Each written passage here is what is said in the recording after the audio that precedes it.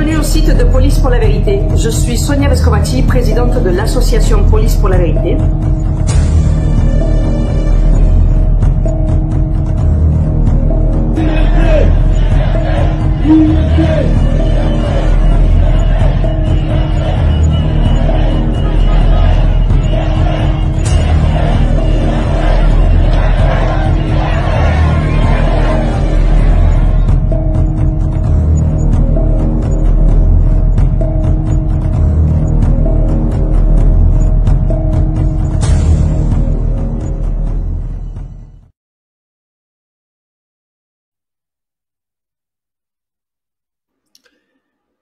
Et voilà, nous accueillons sans plus tarder la présidente de Police pour la Vérité. Il s'agit de Sonia. Sonia, vous la connaissez déjà, Sonia Vescovacci. J'ai bien prononcé, Sonia? Oui, Alain, merci. Bonsoir Alain, bonsoir Anne, et merci pour m'inviter sur votre programme de l'Alliance humaine. C'est un plaisir d'être avec vous. Écoute, c'est un plaisir. Tu faisais partie déjà des invités. Tu as l'habitude de l'Alliance humaine bien avant moi déjà. Tu faisais déjà partie de cette belle maison qu'est l'Alliance humaine. Sonia, sois la bienvenue. Merci. Comme d'habitude. Nous accueillons ton comparse belge, car sache que le AH Débrief est une extension de l'Alliance humaine de notre ami Antoine, comme tu as déjà pu le comprendre, on s'est entretenu au téléphone. C'est une extension dans le but d'essayer de convaincre le Belge de rallier les troupes de l'éveil, et car le Belge, on a subi la manipulation un petit peu que l'on connaît, on l'a subi de plein fouet ici, dans le sens qu'elle est complètement pernicieuse ici en Belgique. Le Belge a beaucoup connu le placebo, que ce soit pour la première dose, la deuxième dose, donc tout se passe bien. On connaît tous des gens, ils sont autour là, ils sont vaccinés, oui, à part des petits inconvénients à gauche et à droite, mais pour la plupart, ce sont des placebos. Et donc, il n'y a pas d'urgence. Et quand on est là, nous, ce que l'on appelle… Non, je ne sais plus dire le mot, je n'y arrive plus, je ne peux plus dire ce mot. Je ne le dis pas, voilà, sur nous les lanceurs d'alerte.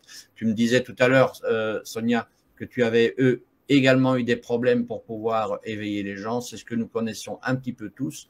Et donc, l'AH Débrief a pour mission de venir un petit peu taquiner le goujon du côté des Belges. Et pour ce faire, il y a un comparse, un collègue à toi, Philippe, qui est un agent fédéral de Bruxelles. Philippe, je le fais monter immédiatement à l'image. Voilà, il le monte, le voici. Philippe, salut Philippe. Bonjour Alain, bonjour Anne. C'est un plaisir d'être avec vous et c'est un plaisir de prolonger un petit peu l'émission de la semaine passée, puisque vous ne le savez peut-être pas, mais notre ami Stéphane Cuvelier est le parrain de Police pour la Vérité.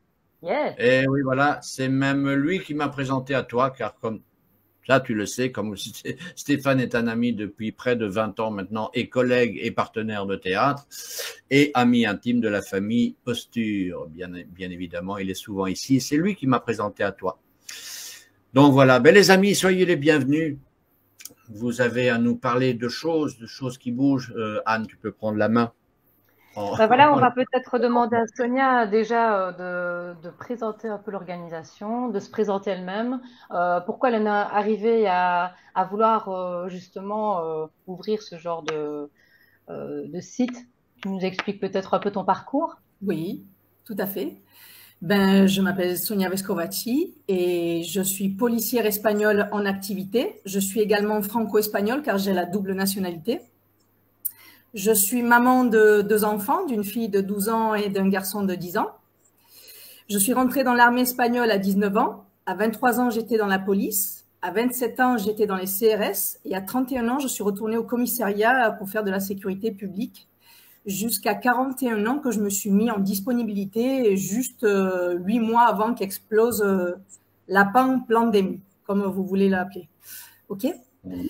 Pendant ce temps-là, je voyais, comme j'étais en disponibilité, j'avais déjà créé ma chaîne de YouTube de Sonia Vescovacci en Espagne, où je dénonçais publiquement les dysfonctionnements de la police nationale, parce qu'il n'y a personne qui en parle. Voilà. Alors, je commençais déjà à m'exposer publiquement, et quand la pandémie est sortie, je me suis rendu compte tout de suite qu'il y avait quelque chose qui clochait énormément et que ce n'était pas normal ce qui était en train d'arriver.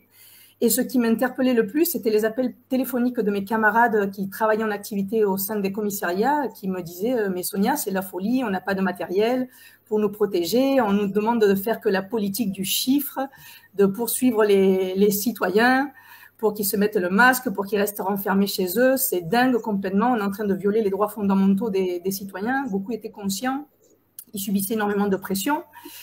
Et pendant ce temps-là, il y a un petit groupe de Telegram qui s'est créé, qui s'appelait Policías por la Libertad, qu'ils ont contacté avec moi parce que comme moi, j'avais déjà une chaîne YouTube et ils me voyaient dans mes vidéos et ils m'ont demandé de collaborer avec eux. Et donc, à partir de septembre 2020, on a commencé à travailler ensemble. Je me suis proposé d'être la porte-voix du mouvement pour dénoncer ce qui était en train de se passer et principalement l'instrumentalisation des forces de l'ordre, parce qu'on voyait des interventions qui étaient complètement dingues, on comprenait plus, on pensait que nos camarades étaient devenus complètement fous, mais aussi à la fois on était conscient qu'il y avait une grande manipulation des médias mainstream qui racontaient que des mensonges aux citoyens. Alors on comprenait d'un côté la peur de nos camarades et qu'ils étaient aussi des victimes, voilà, parce que je préfère les appeler des victimes.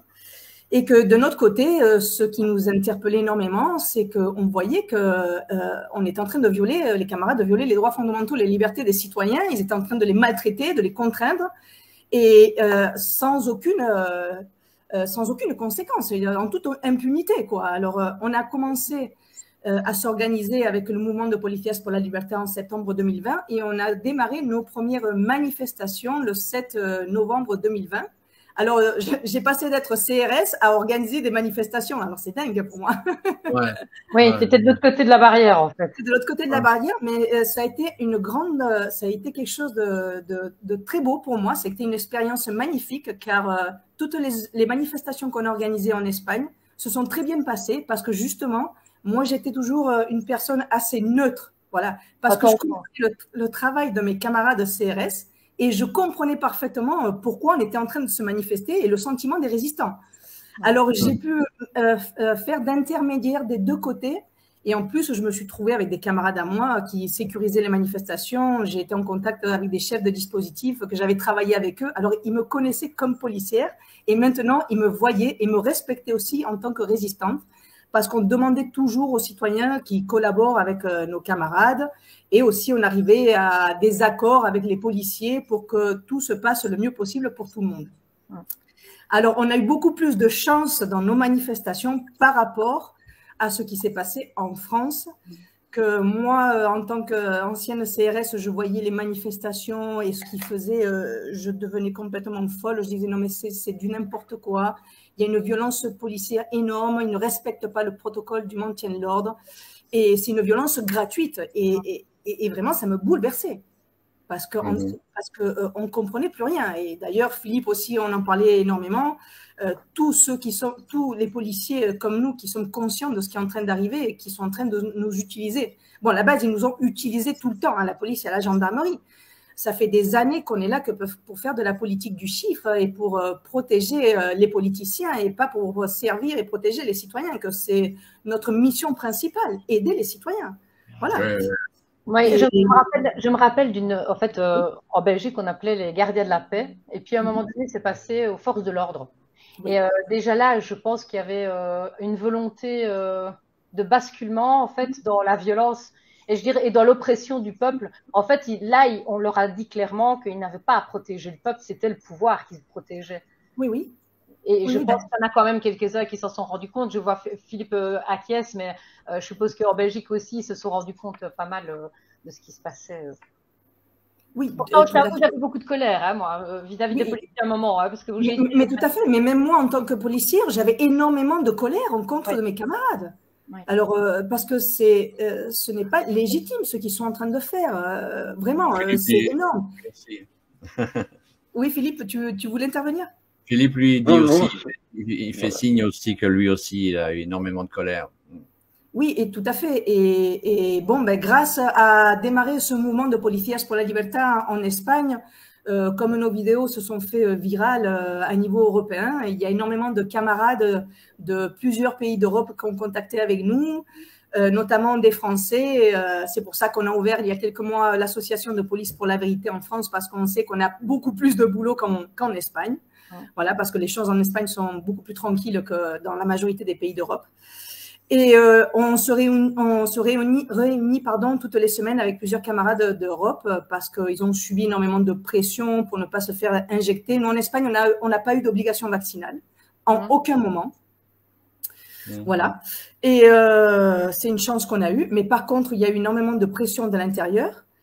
Par rapport à ma disponibilité, vous dire que ça fait 1 mois que je me suis réintégrée, car ça fait 2 ans que je suis en disponibilité, mais je me sens beaucoup plus policière qu'avant, parce que j'ai travaillé pour aider les résistants. J'avais deux téléphones dans mon sac toute la journée. J'étais à l'écoute téléphonique pour donner des conseils aux citoyens, pour aider des camarades qui étaient vraiment en souffrance, les camarades et les citoyens qui avaient énormément de problèmes avec des interventions des policiers. Alors, on les conseillait, on les aidait dans des démarches juridiques et on leur expliquait comment ils devaient faire. Ça a été une folie. On a eu énormément de travail en Espagne, vous ne pouvez pas vous imaginer. Et en septembre 2021, quand j'aurais pu me réintégrer à mon poste de travail, j'ai dit que non. Parce que pour moi, ça aurait été impossible de faire les deux choses, mais pas parce que j'avais peur de me faire harceler ou des pressions hiérarchiques, pas du tout. D'ailleurs, oui, pour moi, il était beaucoup plus important de continuer à faire ce que je faisais parce que je savais que le reste de mes camarades dans l'association étaient en activité. J'étais la seule à être en disponibilité et je gérais le 70% de toute l'organisation. Les vidéos, les montages, les manifestations, tout ça, c'était moi qui le gérais parce qu'aucun d'eux ne savait le faire. Alors, je savais que si je lâchais ça, on allait tomber. Et en plus, on commençait à être en contact avec plusieurs camarades d'autres pays et j'ai priorisé au-delà de mon salaire à la fin du mois parce que ça fait 2 ans de galère, je peux vous garantir, et d'énormément de travail. Mais comme tu disais, Anne, super alignée et droite dans mes bottes. Et tu as une force incroyable grâce à ça, je pense aussi. Oui, une force incroyable. Quand tu deviens passionné par ce que tu fais, je pense que tu traces. Oui, parce que je fais ce qui m'appassionne, c'est être policière. Mais une policière intègre. Et je peux vous garantir qu'il y a énormément de camarades comme nous. Énormément. Ça fait plaisir à entendre. Mais c'est vrai, ils ne se positionnent pas publiquement parce qu'ils ont peur à souffrir du harcèlement et des pressions de la hiérarchie et de leurs camarades. Moi, d'ailleurs, en étant en disponibilité, j'ai 5 sanctions disciplinaires. Ils ont même porté plainte contre moi. Et c'est pour ça que je me suis réintégrée ce mois-ci, parce que je veux me confronter à ces sanctions disciplinaires. Et je n'ai aucune peur. Je peux vous le garantir. D'ailleurs, parce qu'ils sont en train de mourir des sanctions disciplinaires pour défendre les droits fondamentaux et la liberté des citoyens. Non, mais c'est dingue, c'est mon travail, à la base. mais c'est fou. Et au-delà de tout, surtout parce que je suis maman de 2 enfants. C'est ce que j'allais dire. Je trouve que, franchement, voilà, c'est ce que j'admire aussi. Voilà, moi, je suis maman aussi de 3 enfants et c'est pour eux qu'on le fait en règle générale. Oui. Et quand tu as tes enfants qui te motivent, il n'y a rien qui t'arrête. Hein. Enfin, mais oui, voilà, c'est pour ça. Ils doivent être fiers de leur maman, ça c'est sûr et certain. Tout à fait. Et d'ailleurs, mes enfants, ils ont un papa qui est policier aussi. Et lui, il n'est pas dans la même pensée que moi. Alors, ils deviennent un peu dingues à la base. Mais c'est pas grave, ils vont avoir la balance des deux. Tu vois, ils choisiront plus tard, de toute manière. Oui, tu as planté une petite graine et tu laisses germer, c'est tout. Oui, d'ailleurs, je vais vous conter une petite anecdote d'une chose que m'a dit ma fille en 2021, parce que quand ils ont eu l'obligation du port du masque dans les écoles, moi, je les ai retirés de l'école directement. J'ai dit que mes enfants n'allaient pas porter le masque. Et ma fille me disait, mais maman, pourquoi tu ne peux pas être une maman normale? Alors, j'ai rigolé et je lui demandais, tu peux m'expliquer c'est quoi pour toi être une maman normale? Ouais, une maman qui va au boulot, qui emmène, comme tu faisais avant, tu allais au commissariat, qui organise pas des manifestations, mais tu es devenue complètement folle, tu as laissé la police pour faire des manifestations maintenant, tu nous emmènes pas à l'école. Et moi, je lui ai répondu, chérie, tu as 12 ans, peut-être que maintenant tu ne le comprends pas, mais quand tu seras plus grande, je peux te garantir que tu seras très fière de ne pas avoir une maman tout à fait normale. Voilà. Une despérette qui se laisse manipuler. Enfin, c'est ce que je dis aussi, je m'arrête plus parfois à la sortie de l'école parce que j'ai l'impression que les gens sont tellement endormis, je peux pas me mélanger à ça, tu vois. Je ne trouve pas ma place.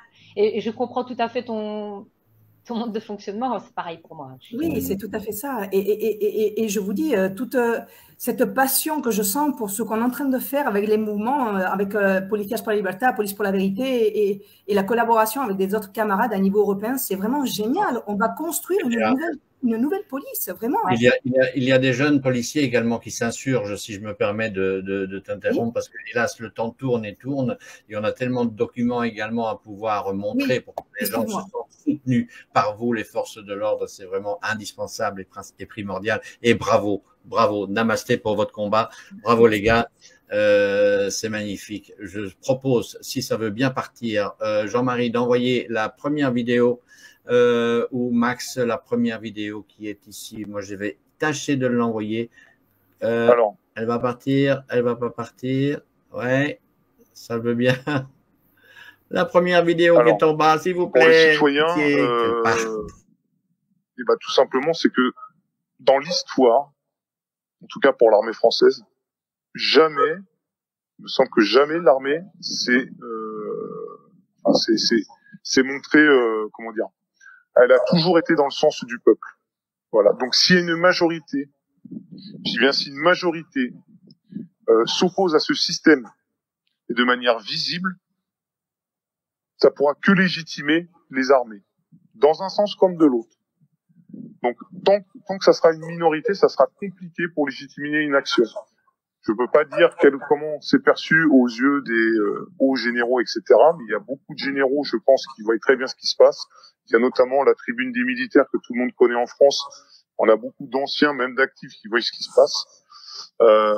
Donc, plus on sera nombreux, plus on sera nombreux, plus on se fera voir en étant nombreux, plus on légitimera une action et on légitimera le fait que ce gouvernement n'est pas légitime, tout simplement, et qu'il y a un moment donné, on se repose sur les armées, voilà, qui est garant de la sécurité nationale et de la population. Alors ça, c'est le témoignage de Pierre, un militaire en activité, parce que en Police pour la Vérité, il y a des camarades qui contactent avec nous. Je sais que vous allez laisser. Merci de mettre notre adresse mail pour que tous les camarades qui soient en activité, retraités, suspendus ou qui aient démissionné, on vous demande, s'il vous plaît, de contacter avec nous pour faire ce type de témoignage parce qu'on croit que c'est très important que les citoyens écoutent les gardiens de la paix, qui sachent que nous sommes avec vous, que vous n'êtes pas seuls. Et nos camarades aussi, parce qu'un des problèmes qu'on a, c'est que plusieurs camarades qui sont éveillés se trouvent seuls dans leur coin, dans leur commissariat, et ils subissent énormément de pression. Et c'est pour cela aussi qu'il y a énormément de taux de suicide dans notre métier, et surtout ces 2 dernières années. C'est hallucinant, hein. C'est très grave même. Alors nous, on essaie avec ces témoignages de les aider, de les soutenir et qu'ils puissent libérer la parole. Et quand tu parles, tu libères aussi ta souffrance. Et en plus, tu aides les autres personnes, notamment des autres camarades et des citoyens. Et même, on a commencé cette semaine à faire des conférences interactives dans notre groupe Telegram où les citoyens peuvent parler directement avec les camarades et leur poser des questions. Alors, c'est génial. Et aussi, pour ce faire, j'ai mis en place là ce que tu m'as envoyé cet après-midi. On peut voir ici que vous avez une page YouTube. On peut s'y abonner. Ouais. Donc, relevez bien l'adresse, elle est ici, YouTube, et à chaque fois, c'est sous le nom de Police pour la Vérité, bien entendu, c'est bien ça? Oui, Police pour la Vérité. Tu m'arrêtes si je me trompe. Et il y a ici, vous avez également un site. Oui. Un site, alors tu peux nous l'expliquer en deux mots? Oui, ben là, vous avez les statuts de l'association.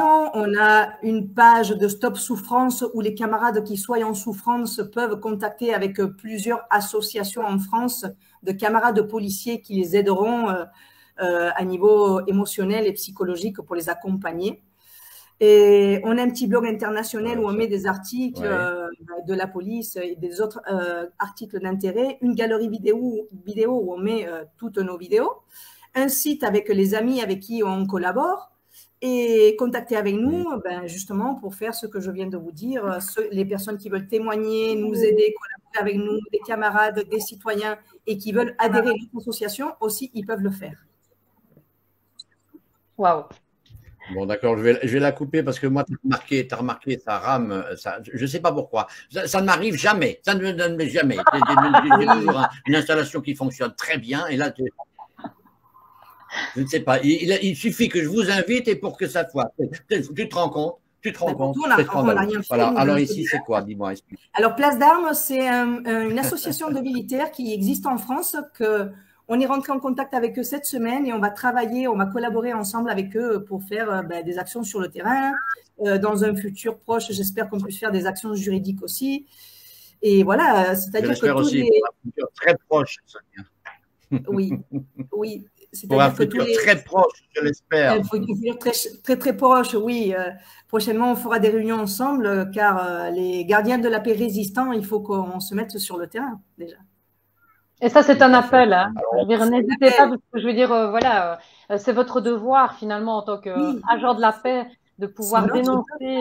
Mais bien sûr, c'est de dénoncer justement une telle horreur. C'est qu'on vous prend, en plus on vous prend en étau entre la population et je veux dire et le gouvernement. Donc vous êtes dans une position qui n'est pas agréable et pas confortable. Donc il faut pas avoir peur de dénoncer justement que vous ne pouvez pas travailler dans des conditions optimales en travaillant dans des conditions pareilles.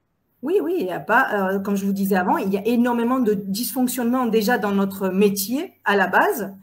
Problèmes de matériel, de personnel, de formation, harcèlement, de pression. Voilà, vraiment, pour comprendre aux policiers et leur façon de réagir, il faut être policier, je peux vous le garantir, parce que les citoyens n'ont pas la même vision. Et en plus… je voulais juste dire aussi que moi, j'avais eu l'occasion d'aller, parce qu'à Bruxelles, c'est pareil. Alors là, c'est fabuleux, parce que là, je vois que vous avez… Oui. À Bruxelles, je dis c'était pareil. Vous avez une page Facebook, c'est fabuleux. Oui, on a une page Facebook aussi. Il y a Alain qui est en décalage. Ah, je suis complètement décalé, moi. Je suis décalé. Je suis complètement décalé, excuse-moi. Si je donne l'impression d'interrompre, ce n'est qu'une impression, parce que c'est pas ce que je fais, parce que je suis complètement hors phase. Vous avez donc ici une page Facebook. Non, mais dis-moi, ma petite Sonia, ce que je constate, c'est que vous n'êtes pas censurée sur Facebook. Ah non, attends, ils nous ont censuré énormément de vidéos. D'ailleurs, nous avons une plateforme Peertube, libre de censure, là où on monte toutes nos vidéos. Mais oui, ils nous censurent. D'ailleurs, en Espagne, ils m'ont censuré 4 chaînes de Policías por la Libertad. Je devenais dingue. Incroyable. Ouais, voilà. Il y a de quoi. Moi, je voulais quand même aussi un petit peu témoigner par rapport donc à la Belgique, où la violence est quand même assez présente également. Et pour bien confirmer dans ton idée qu'il y a énormément de monde dans les policiers qui sont dans les mêmes idées que nous, j'étais en pleine nasse et j'ai fait le tour avec mon téléphone, j'étais en live et je leur disais, moi je suis au bon endroit, je me bats pour mes enfants et je voyais c'était des dames qui avaient les larmes aux yeux. Elles étaient avec leur uniforme et je sentais que je les touchais au plus profond d'elles et j'avais mal au cœur de le faire, mais il n'y avait pas le choix. Il n'y avait pas le choix parce que je me dis, moi j'ai quitté mon travail parce que je n'étais plus alignée. Et à un moment donné, il va falloir prendre les mesures parce que c'est la vie de nos enfants qui en dépend. Nos enfants sont du bétail. Nous sommes des cobayes et on ne peut pas accepter de telles choses. C'est inacceptable. Tout à fait. Mais même, on peut mais je peux te dire même plus, Anne, les camarades peuvent se positionner du côté des citoyens sans renoncer à leur poste de travail. Il y a des stratégies pour le faire. C'est ce que je disais au début. Nous voulons changer la police, mais de l'intérieur, du système. Il n'y a pas besoin de démissionner même. Mais il faut que nous soyons nombreux. C'est pour ça que notre association est mise en place pour accueillir tous les camarades qui veulent travailler, récupérer le bon sens de leur travail, notre devoir de protéger, servir les citoyens. Et pour ça, il faut qu'on s'unisse, qu'on rentre en contact parce qu'il faut nous soutenir les uns avec les autres, qui ne se sentent pas seuls, leur rendre la force de le faire. Voilà. Alors, je lance un appel à tous les camarades qui contactent avec Police pour la Vérité, s'il vous plaît, parce qu'on est à votre service, vraiment. Écoute, avec un aussi joli sourire. Avec autant d'émotion dans ta voix, tu ne peux être qu'entendu. Ben oui, j'espère. Hein.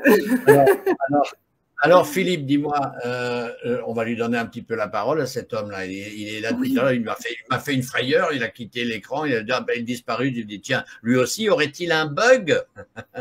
Philippe, raconte-nous un petit peu. Qui es-tu? Qui es-tu d'abord? Qu'est-ce que tu fais là? Enfin. Voyons, qui es-tu?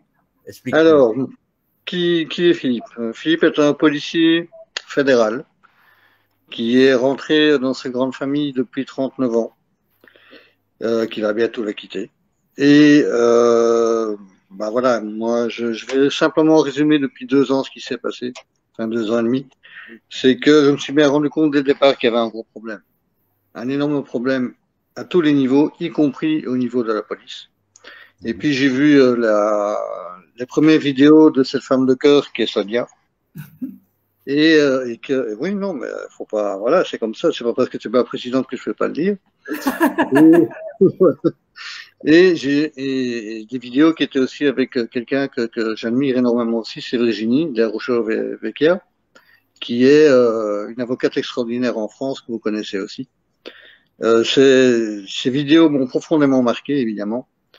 Et je me suis bien rendu compte qu'en effet, comme tu disais, Anne, nous ne sommes plus, depuis un bon bout de temps, des gardiens de la paix, mais par la force des choses, on est devenus des forces de l'ordre. Ok. Moi, je veux retourner au principe du gardien de la paix et je voudrais que ceux qui me succèdent, ceux qui vont rester, redeviennent les gardiens de la paix. Et c'est ma grande ambition en étant dans Police pour la vérité. Voilà, maintenant, oui, ça fait 39 ans où j'y connais un petit peu de tout, aussi bien l'administration que le maintien de l'ordre, que le terrain, que l'antibanditisme, etc. Donc voilà, j'ai connu pas mal de choses dans ma carrière, beaucoup d'expérience. Et ce qui m'a toujours aidé, c'est d'essayer de garder le calme. Dans toute intervention, si tu parviens à garder ton calme, ben tu as déjà gagné la moitié. Ça force le respect, en fait, hein, le calme. Ça force le respect. Je suis une émotive, donc ça m'arrive de m'emballer, mais c'est vrai que ça force le respect. Quand on reste calme, il n'y a pas le choix, tu es face à un mur. Tout à fait. Et ce qui s'est passé, pour parler que de la Belgique, ce qui s'est passé à la Boom 1, à la Boom 2, ce qui s'est passé lors de la manifestation européenne où il y a quand même 300 000 personnes qui étaient réunies à Bruxelles, ça m'a profondément blessé. C'est une blessure que j'avais, et ça m'a profondément choqué. On voit de la cambre. Ouais. Ce qui est choquant, ouais, voilà, d'accord. Ce qui est choquant, c'est que ça se passe à Bruxelles. J'ai fait la manifestation aussi des deux côtés. À Liège, je les ai fait à Namur, je les ai fait à Bruxelles, mais il n'y a qu'à Bruxelles que ça déconne. Pourquoi? Ça aussi, c'est une question à se poser. Pourquoi ça déconne quand c'est à Bruxelles? Pourquoi ça déconne quand c'est à Paris? Aujourd'hui, j'ai la réponse pour Paris. C'est pas compliqué. Le préfet de Paris, il peut pas faire autrement. Il peut pas dédire son prédécesseur. Mais le préfet de Paris a tout à fait pris fait et cause pour ce qui s'est passé dans les diverses manifestations jusqu'à ce jour à Paris. Tous les incidents, les blessés, etc. Il a dit, ok, c'est normal. Je suis désolé. Moi, j'ai fait du maintien de l'ordre depuis 39 ans. Ce n'est pas normal. Pas du tout. Ce qui s'est passé à Bruxelles, ce qui s'est passé à Paris, c'est hors norme. Ce n'est pas du maintien de l'ordre comme on nous l'a appris. Mais quelque chose qui m'avait frappé, c'est que ça soit en Belgique comme en France, c'est qu'au début de la crise, ils ont engagé des policiers, ce que nous appelons les Robocop. Ils ont engagé des policiers, donc c'était voulu.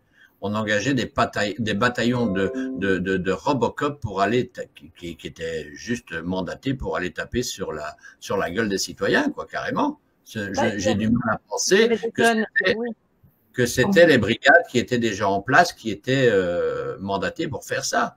Ça n'avait rien à voir avec les polices qui étaient déjà en place. Je te pose une question, dis-moi ou si je me trompe.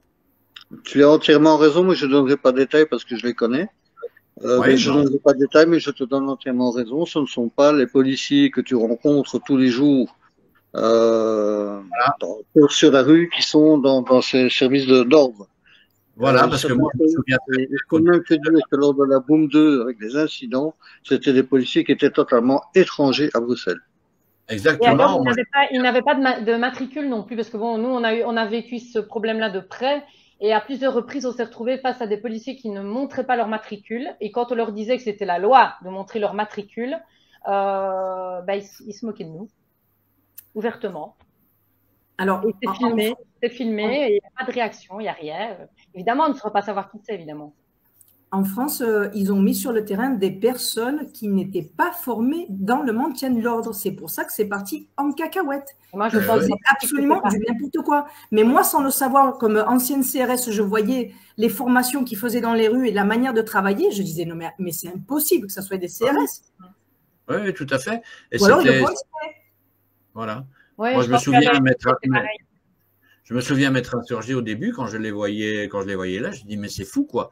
Je veux dire, on ferme les hôpitaux, on empêche les soignants de soigner, sans vous parler qu'on crée la panique en supprimant l'ivermectine et compagnie. On crée le chaos sanitaire, on ferme des hôpitaux, on empêche les soignants de soigner et en plus, comme par hasard, on engage des policiers. Alors là, si c'était pas cousu de fil blanc, tout ça, qu'est-ce que c'était? Je vous le demande.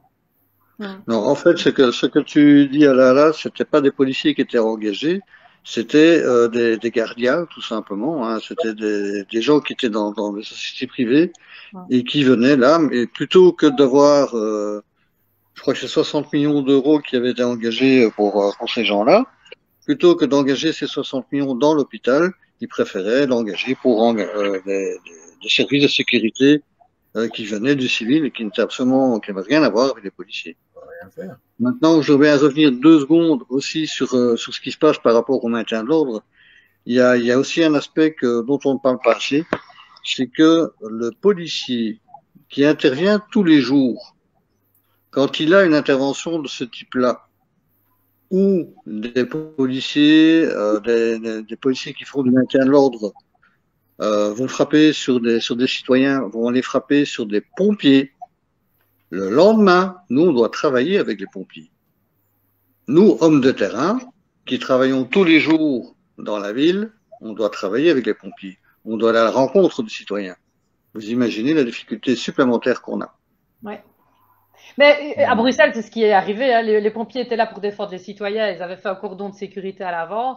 Et ils ont quand même, avec des camions, moi je me souviens, c'était phénoménal. Hein. Les camions à une vitesse folle dans les rues, alors qu'il y avait des citoyens partout et ils n'ont pas tenu compte. Ils avançaient, hein, traçaient.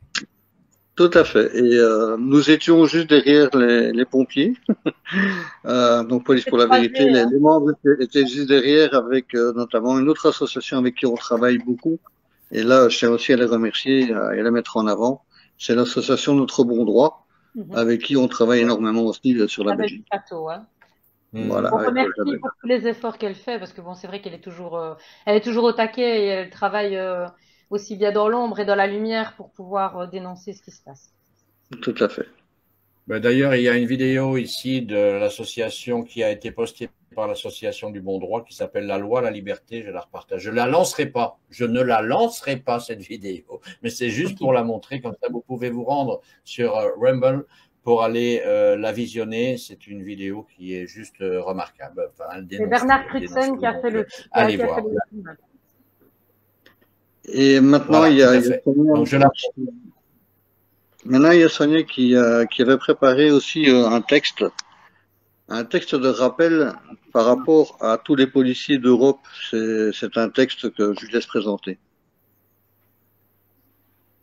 Ah mais attends, mais vous allez l'afficher sur l'écran ou pas? Ou je le cherche? Le texte. Oui. Attends, attends, je crois que je peux le retrouver, non, mais voilà. Non, sinon je vais le retrouver, t'inquiète pas. Bon, on cherche quand même Sonia, on ne sait jamais. Hein. Ouais, je le cherche. Oui. Désolé de vous avoir perturbé. Oui, non. Non, mais c'est. Écoute, alors, qu'est-ce que ça veut dire ça? Cherche-la, Sonia. Qu'est-ce que ça veut dire? Ma petite Anne, douterais-tu de mes capacités? Jamais, Seigneur. Alors, pas de souci, Sonia, c'est très bien. Oui. Je savais. Alors, je voulais faire un rappel, étant donné que si on est des policiers espagnols, belges, on a une association en France. Et je suis sûre qu'il y a plusieurs policiers de toute Europe qui voient votre programme. Je voulais leur rappeler ce que dit le Code européen d'éthique de la police, ok? Et notamment 7 petits articles qui disent le suivant. L'article 35 du Code européen de la police dit que la police et toutes les interventions de la police doivent respecter le droit de toute personne à la vie. Premièrement. L'article 36, la police ne doit infliger, encourager ou tolérer aucun acte de torture, aucun traitement ou peine inhumain ou dégradant dans quelque circonstance que ce soit. L'article 37 dit que la police ne peut recourir à la force qu'en cas de nécessité absolue et uniquement pour atteindre un objectif légitime. Frapper sur des citoyens pacifiques, ce n'est pas un objectif légitime. La police doit systématiquement vérifier la légalité des opérations qu'elle se propose de mener. Camarades, enquêtez. Les personnels de police doivent exécuter les ordres régulièrement donnés par leurs supérieurs, mais ont le devoir de s'abstenir d'exécuter ceux qui sont manifestement illégaux et de faire rapport à ce sujet sans crainte de sanction quelconque en pareil cas. Alors, je veux rappeler que, par exemple, par rapport au contrôle des passes sanitaires, j'aimerais dire que l'article 225-1 du Code pénal français dit que constitue une discriminalité toute distinction opérée entre les personnes morales sur le fondament de l'état de santé. C'est un délit de discrimination contrôler les passes sanitaires et ne pas laisser rentrer dans un restaurant, par exemple, ou dans n'importe quel établissement public à des personnes qui ne sont pas vaccinées. C'est un exemple que je vous mets. Et le 41, la police... 40 et 41, et j'ai fini. L'article 40, la police doit mener à bien ses missions d'une manière équitable en s'inspirant en particulier des principes d'impartialité et non-discrimination. Et dernier article, la police ne doit porter atteinte aux droits de chacun, au respect de sa vie privée, qu'en cas de nécessité absolue et uniquement pour réaliser un objectif légitime. Alors, dans Police pour la vérité, on ne demande pas quelque chose d'extraordinaire, seulement on veut rappeler qu'il y a des lois qui disent exactement ce qu'on peut ou on ne peut pas faire. Il y a des codes européens, il y a des codes internationaux, il y a la Constitution, il y a la Déclaration des droits de l'homme. Camarades, je vous prie de lire ces documents qui sont très importants pour notre fonction publique et de vous rappeler de quel est notre devoir, qui est de protéger et servir la population. On n'est pas là pour protéger et servir les politiciens corrompus. Non. OK ? Alors, je crois que c'est quelque chose qui est très clair. C'est noir sur blanc. On n'invente rien. Justement, il faut le rappeler. Voilà. Et c'est là que tout le monde, de toute façon, peut vous contacter à contact@policepourlavérité.org. Pardon, j'ai un chat qui est dans ma gorge qui ne s'était pas invité, et faire sortir. Voilà, nous avons une petite dernière vidéo. Comme je vous ai dit, le temps court, malheureusement, on passerait toute la nuit en votre compagnie. Tellement ça fait du bien de se sentir soutenu, je vous le dis. Un grand merci à vous. Encore une petite vidéo de témoignage d'un de vos confrères, plus jeune, toujours, on ne voit pas le visage, mais l'important, c'est ce qu'il dit. Pour moi, voilà.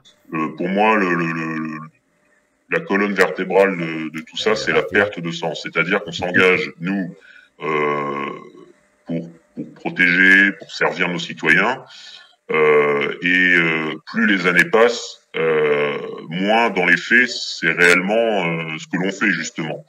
Et ça, mes collègues s'en aperçoivent, ils finissent par ne plus comprendre les missions qu'on nous demande. Et ça, c'est même antérieur à la crise sanitaire. Hein. Ça a commencé il y a déjà plusieurs années. Alors je ne saurais pas le dater exactement, mais en tout cas moi je l'ai vu, cette lente dégradation où on nous ordonne d'effectuer des missions qui n'ont rien à voir avec des missions de gendarmes. Donc voilà, moi je suis issu d'un milieu modeste.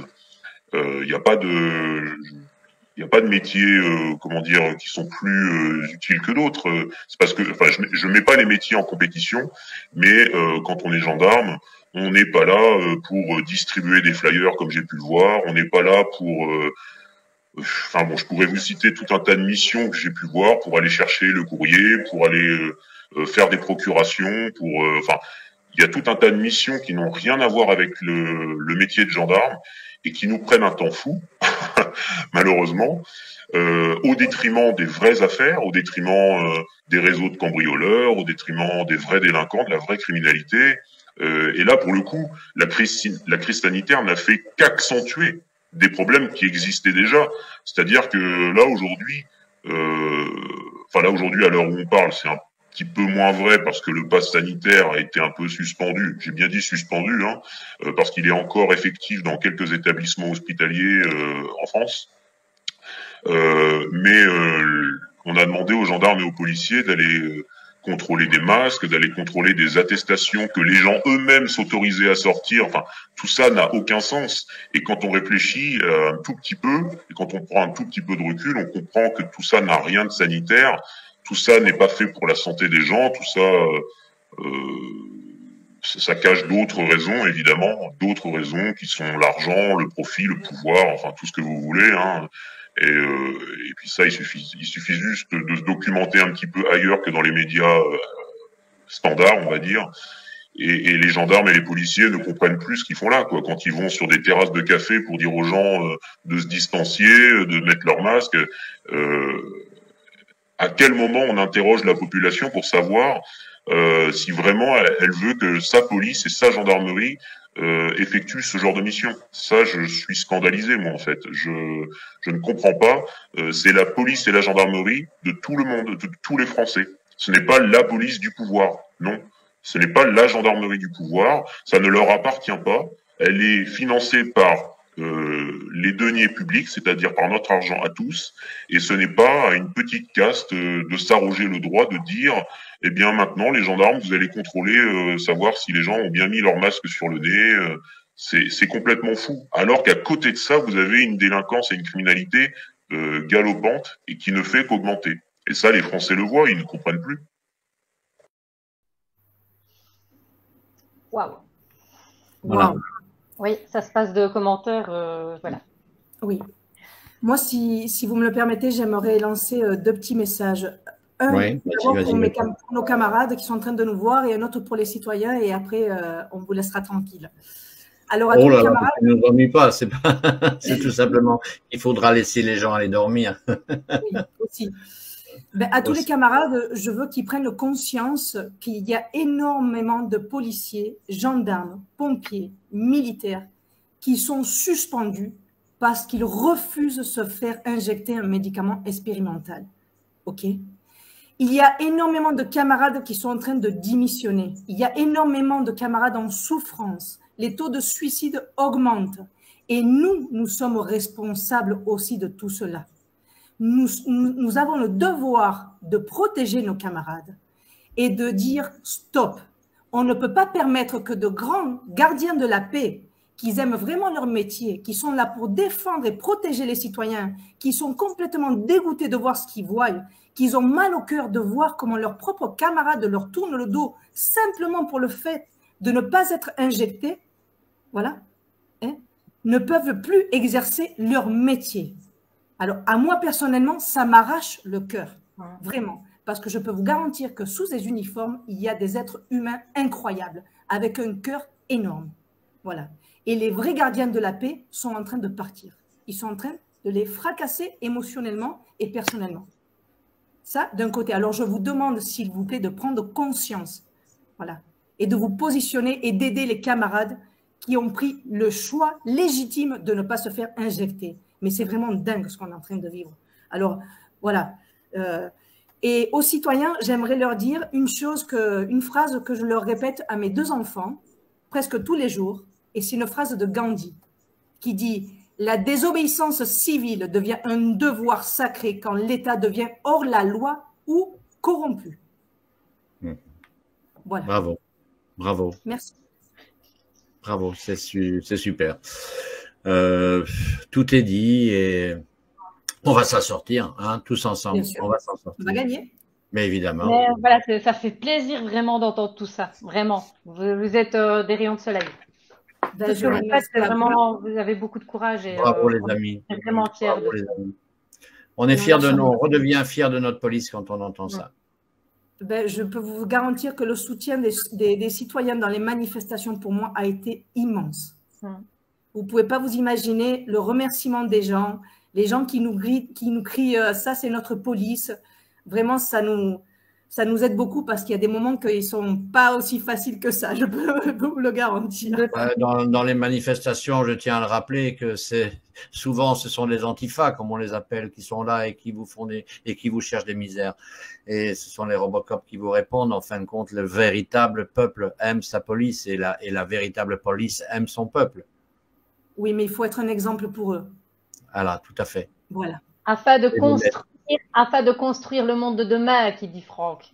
Voilà. On est déjà en train de le construire. En plus, je lui ai promis à ma fille qui veut être policière quand elle sera plus grande que sa maman, elle allait changer la police du monde. Je ne sais pas quand je le ferai, ni comment. Tu es en train de le faire, là, tu es en train de le faire. Écoute, je suis en train de le faire. On est en train de le faire parce que j'ai une équipe de personnes incroyables avec moi et je les remercie, comme Philippe, ça fait 2 ans qu'on est en contact aussi et c'est des âmes merveilleuses. Oui. Et qu'il n'y aura plus besoin d'armes parce qu'on aura anéanti la délinquance. Ok, aussi, espérons. Dehors les Romano, dehors les Romano. Merci à Philippe et merci à Sonia pour ces témoignages vraiment encourageants. Merci à vous. Alors, la maison a une coutume, comme vous le savez. Attends, Sonia. Ah oui, papa. Ah non, il y a le mot de la fin. Bon, on peut estimer que tu viens de dire le mot de la fin tellement c'était puissant. On te remercie infiniment, Sonia. Namasté. Merci beaucoup pour tout ce que tu fais. Un grand merci à toi. On peut te dire au revoir. On peut lui dire au revoir. Et on te revoit bientôt. Tu es chez toi ici, tu le sais. Hein. Avec plaisir. Antoine se joint à moi pour te le dire. Tu es bien évidemment la bienvenue quand tu veux. Dès que tu as des news, tu dis Alain ou Antoine et on vous prend et on vous fait monter dans le live. OK? Voilà, ne pas hésiter. On encourage les policiers qui sont en mal-être à appeler l'âme de cœur. Donc, il ne faut pas hésiter. Il y a des horaires et c'est mis en bannière. Donc, voilà. Tout à fait. Bien vu, parce qu'il y a également l'association L'âme de cœur qui sont une écoute, plein de gens, une centaine de personnes au travers l'Europe sont derrière leur téléphone pour les gens qui sont en déprime, en désarroi, soit sur le plan sanitaire ou moral, psychique, et ils téléphonent à L'âme de cœur. C'est un numéro français, commençant par le 01 84 04 96 60, c'est sûr. Et des gens sont de l'autre côté pour vous écouter. C'est un petit peu détresse à métier. Joyeux Noël, bonsoir. Mais c'est. Sonia, je voulais dire encore une dernière chose. Oui, je voulais lancer un petit appel parce qu'on a besoin des avocats, s'il vous plaît. On galère pour trouver des avocats parce que tous les avocats résistants, ils sont débordés de travail. Alors, si vous voulez nous filer un coup de main, ça serait génial. Donc là, ils vous contactent à cette adresse-là, c'est juste? Oui, s'il vous plaît. Parfait. Merci. Ok, merci, un grand merci. Donc, l'appel sera entendu, j'en suis certain. Sonia, merci beaucoup. Bonsoir. À vous. Bonne soirée. Et à très bientôt. Merci, au revoir, Sonia. Au revoir. Philippe, mon ami Philippe, tu as un mot de la fin. Mon ami Alain, le mot de la fin, je vais rejoindre quelqu'un que j'admire énormément, qui s'appelle Jean-Dominique Michel, que vous connaissez certainement, qui a cité lors d'une conférence à Saintes un texte de Sitting Bull qui parlait du guerrier. Le guerrier n'est pas celui qui va se lever pour aller enlever la vie d'autres personnes. Le guerrier est celui qui va se lever pour protéger celui qui ne peut le faire, celui qui est incapable de le faire, et certainement nos enfants qui sont le futur de notre humanité. Voilà, ça c'est le texte de Sitting Bull. Je vous laisserai là-dessus en vous disant, en étant un petit peu plus joyeux, en disant simplement, comme notre ami Stéphane, bisous. Bisous. Merci encore. Merci. Merci Philippe. Namasté, tu es chez toi ici et tu le fais savoir et on s'arrange pour t'inviter dans le live suivant. D'accord? Un grand merci les amis. Et ensemble, on y arrivera. Where we go one, we go all. C'est la devise de la maison. Où on va un, nous allons tous. Et merci d'y aller avec nos amis policiers. Ça fait plaisir. Ça réchauffe le cœur. Merci Philippe. À très bientôt. Ciao. Ah, ouf. Voilà. Ah, dis donc. Ah bah ouais, écoute, moi je suis toute retournée, franchement. C'était Bon, voilà. chargé, ça, hein? Oui, ouais. C'était chargé. C'était Voilà. c'était une belle séance et c'était un beau témoignage. J'espère que ça va encourager des gens, voilà, à prendre leurs responsabilités et de Euh, voir. C'est l'avenir de nos enfants, notre avenir à nous qui en dépend. Ça fait du bien de se sentir soutenu, puis eux aussi, je présume, ça leur fait du bien de se sentir soutenu quand même par le peuple, alors que beaucoup seraient tentés de leur cracher dessus. Ben non, il y a des vrais policiers, il y a des vrais militaires, ceux qui défendent leur sermon de sauver et de protéger le peuple. Ils sont la voix du peuple, ils sont le dernier rempart devant cet État, ces États respectifs de corruption et complètement corrompus, des États fascistes qui nous sont complètement implantés. Et ça, maintenant, on l'a compris. On a compris le coup. Anne, je vais te dire bonsoir. On se voit mercredi prochain, même Oui, heure. avec plaisir. Un grand merci. Je ne sais pas si j'oublie encore quelque chose. Probable peut-être. Sachez que oui, l'Alliance humaine et l'ONG recrutent toujours, bien entendu. Vous pouvez poser vos candidatures, qu'elles soient pour l'âme de cœur. On a besoin d'écoutants pour pouvoir écouter, comme je l'ai dit plus haut, les gens en détresse. C'est important. Les gens, ils ont un numéro à appeler lorsqu'ils se sentent mal. Faites pas de conneries. Il faut juste tenir le coup. Donc, appelez à recrutement@si.org. Les informaticiens, tout le monde est le bienvenu. Tout ce qui peut aider à la grande famille de l'Alliance humaine. Car nous sommes une alliance et nous allons le gagner ce match-là.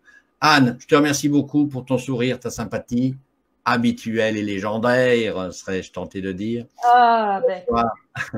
Bonsoir, bonne soirée à tous. Namasté les amis. On envoie générique. Jean-Marie, si tu es derrière la manette, tu peux l'envoyer. Bonsoir et à très bientôt tous.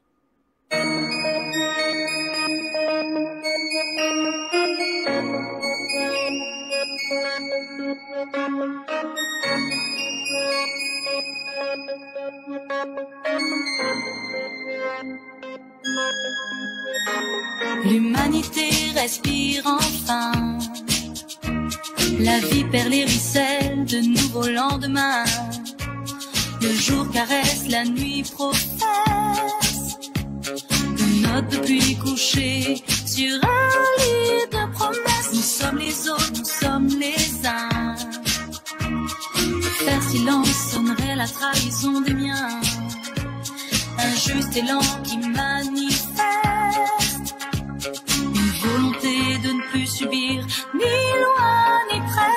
Un nouveau monde, nous construisons ensemble tous nos rêves d'enfants. Un nouveau monde, le cœur des braves chagrines, les rois et les géants. Un nouveau monde, nous construisons ensemble.